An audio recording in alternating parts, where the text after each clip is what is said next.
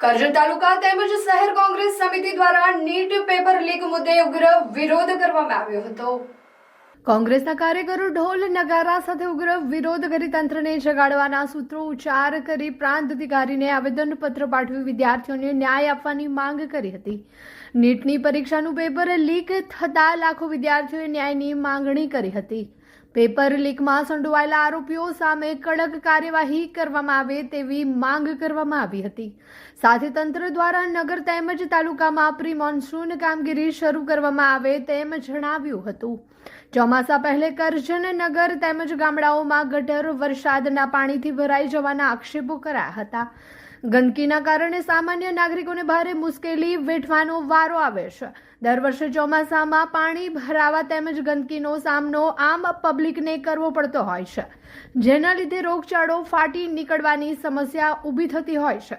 જેથી કોંગ્રેસ દ્વારા તંત્ર જણાવાયું હતું કે તાત્કાલિક ધોરણે ગટરો નાળાઓની સાફ સફાઈ કરવામાં આવે, જેથી વરસાદી પાણી ભરાવાની સમસ્યા રહે નહીં અને પબ્લિકને સમસ્યાનો સામનો કરવો પડે નહીં તેમ જણાવાયું હતું।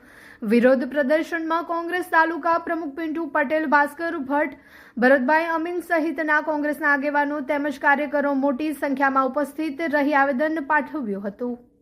આજ રોજ ઢોલ નગારા સાથે સૂતેલા તંત્રને જગાડવા માટે પ્રી મોસમની કામગીરી હોય કે નેટનું જે પેપર લીક છે એના માટે કરજણ તાલુકા અને શહેર કોંગ્રેસ દ્વારા આવેદનપત્ર આપવામાં આવ્યું હતું અને જણાવ્યું હતું કે અમે જે મુદ્દા દર્શાવ્યા છે, 10 મુદ્દા જે દર્શાવેલા છે એ મુદ્દાસર કામ થવા જોઈએ। રોડ રસ્તા જે ખરાબ છે, અત્યારે પાણી ભરવાને કારણે રોગચાળો ફાટી નીકળે છે, તેમજ ગટર નારાનો જે સમસ્યા છે જે અત્યાર સુધી સાફ કરવામાં નથી આવી। એસી ચેમ્બરમાં બેસી રહે છે તંત્ર દ્વારા દરેક અધિકારીઓ, પણ કામ સ્થળાંતર પર થતું નથી। એટલા માટે અમે દરેક જગ્યાએ આ બાબતની રજૂઆત ન થાય એટલા માટે પ્રાંત અધિકારીને રજૂઆત કરી છે અને જ્યારે વરસાદની સિઝન આવી રહી છે ત્યારે વહેલામાં વહેલી કામગીરી ચાલુ કરવામાં આવે કે જેનાથી અકસ્માત સર્જાવતા ઓછા થાય છે અને જે ગંદકીનું સામ્રાજ્ય જોવા મળે છે એ થતું નથી। એટલા માટે આ કરજણ તાલુકા કોંગ્રેસ શહેર અને તાલુકા કોંગ્રેસ સમિતિ દ્વારા આવેદનપત્ર આપવામાં આવ્યું છે।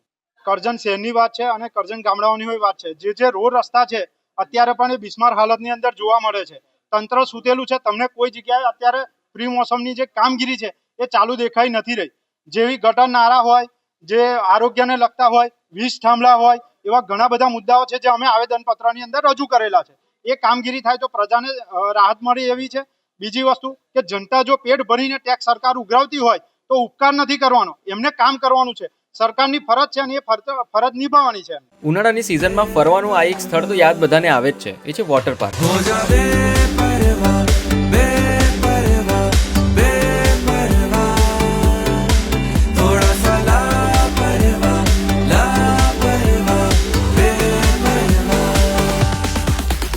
એક્વા બ્લુ વોટર પાર્ક જે ભરૂચથી વડોદરા જતા વચ્ચે કરજણ પાસે ઇન્ડિયન ઓઇલના પેટ્રોલ પંપ અને ગોવર્ધન હોટલની એક્ઝેક્ટ બાજુમાં મેઇન હાઈવે ટચ જ આવેલો છે। આ વોટર પાર્કની ખાસ વાત એ છે, એટલી મોટી આંબાવાડી છે આરામ કરવા માટે। આ બાજુની સાઈડ વોટર પાર્કમાં નાના છોકરાઓ એન્જોય કરે છે અને એમના જે પેરેન્ટ્સ છે ને તે આ બાજુની સાઈડ આરામ કરે છે આંબાવાડીની નીચે।